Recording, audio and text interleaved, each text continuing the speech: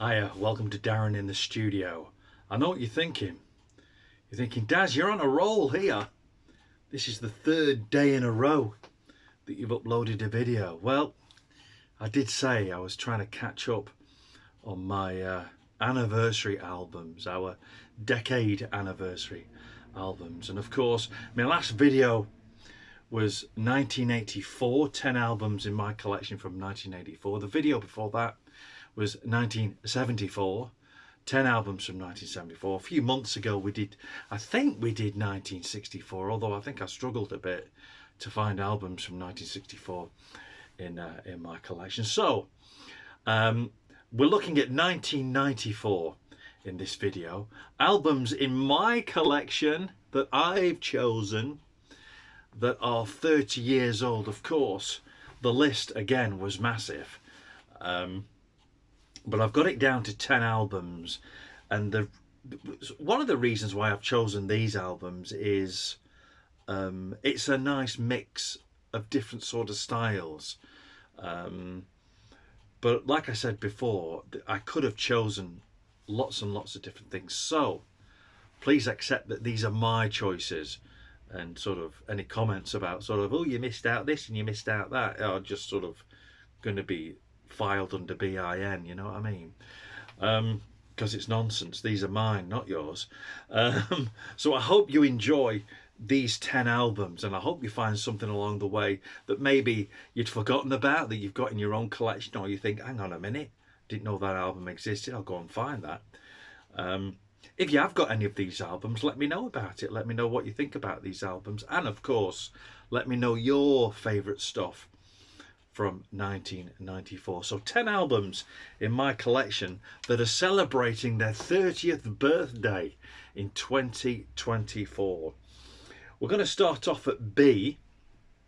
And so, before I go any further, something that has absolutely made me realise that sort of like the mid-90s was the time when I almost sort of 100%, really 90% switched to buying just CDs. And a lot of these albums I bought as new releases, so a lot of these albums, you know, they physically are 30 years old. And I think yesterday when my last video, when we did the 1984, I'm sure most of them were vinyl, and certainly the 1974 albums were more or less all vinyl. These, apart from one, are all CDs. So like I said, I bought most of these as new releases, and if I didn't buy them as new releases, they're either reissues or they weren't available on vinyl at the time when, you know what I'm saying?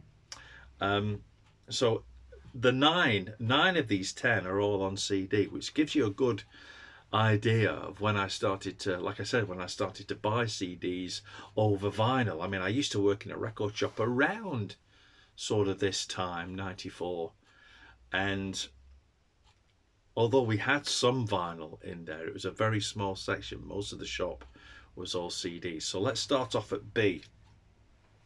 And an album which is pretty rare on CD. I don't think it ever came out on vinyl, this. A bit of a rarity from Blackfoot. Ricky Medlock, of course. This is the After the Rain album. Got a nasty little crack on the case there. I might have to swap that out. Blackfoot, After the Rain, 1994. This is on the Music for Nations label. There's Ricky there. Ricky Medlock's Blackfoot, or shall I say Blackfoot themselves, have pretty much disbanded, although a form of Blackfoot has always kind of existed. And Ricky Medlock put this album out, and pretty much, although it is a band effort, he had a few. I thought they did an album called Medicine Man, which was more of an EP, really, like a 6-track EP, I think it was, out on the Music for Nations, which I think was about 92. And then they did this, but after this, pretty much Ricky Medlock gave up on Blackfoot and joined Lynyrd Skynyrd and has been with them ever since. He's recently put a band together called the Ricky Medlock Band. Hopefully they'll do some UK shows. But this was the 1994 album that Ricky Medlock put out under the name Blackfoot. It's more or less a solo album, really. Nice little original pressing. Like I said, very, very difficult to find this on CD. If you ever see this on CD, even if you've already got it, I would pick it up. Like I say, out on the Music for Nations Bulletproof label. I think this is a UK press, actually, but I know it's quite a rare album. This one, Blackfoot, After the Rain, celebrating its 30th birthday this year, 2024. Next, the one and only vinyl record that I've got, and I didn't buy this when it came out.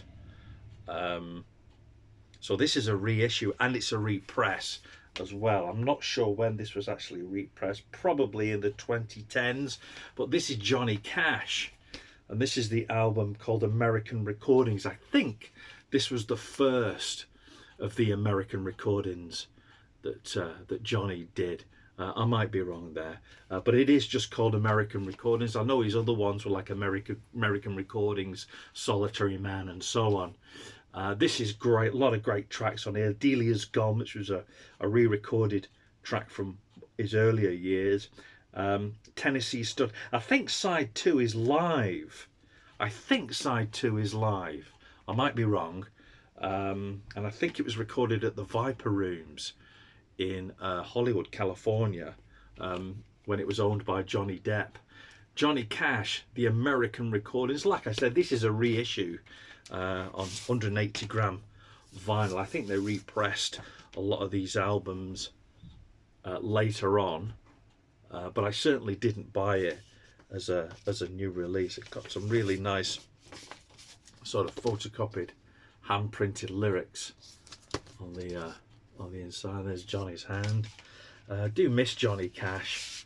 He made some great recordings. These albums, the American albums, the American recordings produced by Rick Rubin, of course, was some of his, he felt, he said in an interview towards the end of his life that he felt that these were the finest things that he ever did. Johnny Cash from 1994, 30 years old this year. The American recordings. How long's he been gone? He's been gone about, what, 15, 20 years now? Next up, we're talking Alice Cooper. This was the last of his Sony albums. He did 3 for Sony. He did the Trash album, Hey Stupid, and this one. 1994, this came out. This is The Last Temptation. This is a good album, really good album from Alice Cooper. My favourite track on here is Stolen Prayer, which features the vocals of Chris Cornell on it. Absolutely excellent. Alice Cooper, The Last Temptation. This album originally, I don't have it anymore, but when I bought this, it came in a sort of a plastic clear bag, sealed bag, with A4 bag with the comic book that came with it. Really nice artwork as well on this. I think this opens up to reveal sort of a cartoon inside. Yeah, bit of a concept album, this one. A few hits came off this album actually. Lost in America is on here, which was a hit for Alice here in the UK. I don't know about overseas. Let me know if you know if that was a hit for Alice overseas. What else was a hit over here? I think he had a couple of singles off this album. Yeah, he did. It's Me is on this, and that got into the top 40 here in the UK. Alice Cooper, The Last Temptation, 30 years old this year in 2024. Next up, a bit of an album where this could be 1995, and I'll tell you for why, because it's got both years on it. It says 1994 stroke 1995, so I'm wondering whether this album was first issued overseas, maybe in America first in 1994. It's on the Liberty label, and it's the Highwaymen second album, third album. This was their third and final album, The Highwaymen. The album's called The Road Goes On Forever. Nice little version of Steve Earle's Devil's Right Hand featured on this album. Highwaymen, third album, Road Goes On Forever. Like I said, it says on the case 1994 stroke 1995, but I'm sort of going to go with 1994, I think. You might be able to see it just there. It says 1994, 1995. Nice little original. Bought this as a brand new release. This CD is 30 years old, like a lot of these CDs are. The Highwaymen, of course, we're talking Johnny Cash, Willie Nelson, Chris Christopherson, who we lost recently, and Waylon Jennings. There's only one of these guys alive now, and he's in poor health, and that would be the legendary Willie Nelson. Just here is the only Highwayman that's still around. The Highwaymen, Road Goes On Forever, 30 years old this year. Next up, a bit of a classic Brit pop album for you. How about the very first album from Oasis? A lot of talk of Oasis at the moment, of course, getting back together, doing some shows, maybe some more music. 1994, this came out. This is, of course, Definitely Maybe. What label is this on? This would be on the Creation label, right? Big Brother Recordings on the Creation label. This is a 2000 reissue of the album. But I think I bought it around sort of 2000. I don't think they added anything extra to it. I just think they reissued it. Oasis, Definitely Maybe. The first album. 30 years old this year. Next, a bit of a classic from a band which have had a much longevity. And we're talking about Pink Floyd. This is their Division Bell album on CD. This is an original copy with the bespoke CD spine here. It's got the, can you see? Got the embossed printing on it. Division Bell 1994, out on the EMI label. Nice little original. You always got really nice sort of artwork, didn't you, with Pink Floyd stuff. And I suppose CD with Pink Floyd, it sort of got really, really small, but you've still got it there. My favourite on here is probably Keep Talking, which includes that professor whose name's totally gone out of my head. I'll think about it in a minute, won't I? Hawkins, you know the one. I can't remember his first name. It's gone out of my head. Division Bell, Pink Floyd, 30 years old this year. Richard Hawkins? No, not Richard Hawkins. I know you're shouting it at me, but I can't hear you, see. You're in another dimension. Also from 1994, a band that you probably think I'm not really into, but I did say we have a nice sort of mix here. How about the Proclaimers? This is their Hit the Highway album from 1994. Great album this. I do like me some Proclaimers. I think I've got all their albums. They're probably due a new one if they haven't got it out already and I just don't know about it. Hit the Highway, what's on here? There's a great song on here called Don't Turn Out Like Your Mother. The thing is with the Proclaimers, they were kind of serious. They are kind of serious, and then they sort of throw in some humour as well. Vastly underrated, I think, the Proclaimers. Of course, I Would Walk 500 Miles was their big hit from their Sunshine on Leith album, which was the album before this one. But great album this. Do like the Proclaimers. Absolutely nothing wrong with them. Craig and Charlie. Twins, of course. Seen them live once and they were absolutely superb. Proclaimers Hit the Highway, 30 years old this year. Next, ex-vocalist of Van Halen. No, I'm not talking Sammy Hagar. I'm talking about the original one, David Lee Roth. This is David's 1994 album, Your Filthy Little Mouth. Good album, this. Really good. This was around a time where David was recording some really great music. The The the artwork's a little bit sparse, but it's a great album. This, I think Travis Tritt is featured on this. On I can't remember what the song's called now. Hey, you never know. No, is he on that one? No, it might not be this album. You Never Know is a great track on here. Big Train, Everybody's Got the Monkey, Cheating Heart Cafe, You're Breathing It. Good album, this one. David Lee Roth, Your Filthy Little Mouth, from 1994, 30-year-old. How about some Roger Taylor from Queen? Now, Roger Taylor's had quite a few solo albums out. It sort of started in the 80s with his Fun in Space album, but continued to put music out throughout the 90s. This is his Happiness album, 1994. Good album, this one.